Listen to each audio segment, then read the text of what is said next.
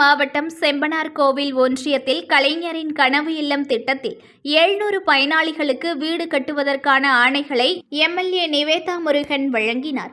தமிழ்நாடு முன்னாள் முதலமைச்சர் கலைஞர் மு. கருணாநிதி 2009ஆம் ஆண்டில் தமிழகத்திற்கு இருக்கின்ற 20 லட்சம் வீடுகளையும் கான்கிரீட் வீடுகளாக மாற்ற வேண்டும் என்ற கலைஞரின் வீடு வழங்கும் திட்டத்தில் மாற்றி தந்தார்கள்.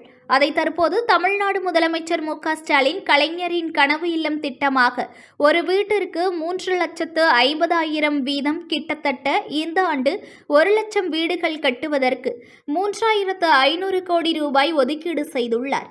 இந்த திட்டத்தில் மயிலாடுதுறை மாவட்டத்திற்கு மட்டும் 3,000 வீடுகளுக்கு 105 கோடி ஒதுக்கீடு செய்யப்பட்டு உள்ளது. இதன்படி செம்பனார்கோவில் ஒன்றியத்தில் 700 வீடுகள் கட்ட திட்டமிடப்பட்டு அதற்கான பணியாணை வழங்கும் விழா செம்பனார்கோவில் கிராமத்தில் இன்று நடைபெற்றது. இதில் பூம்புகார் எம்எல்ஏ நிவேதா முருகன் கலந்து கொண்டு பயனாளிகளுக்கு பணி ஆணைகளை வழங்கினார். இதில் ஒன்றிய குழு தலைவர் நந்தினி ஸ்ரீதர் உள்ளிட்ட உள்ளாட்சி பிரதிநிதிகள் மற்றும் பொதுமக்கள் ஏராளமானோர் கலந்து கொண்டனர்.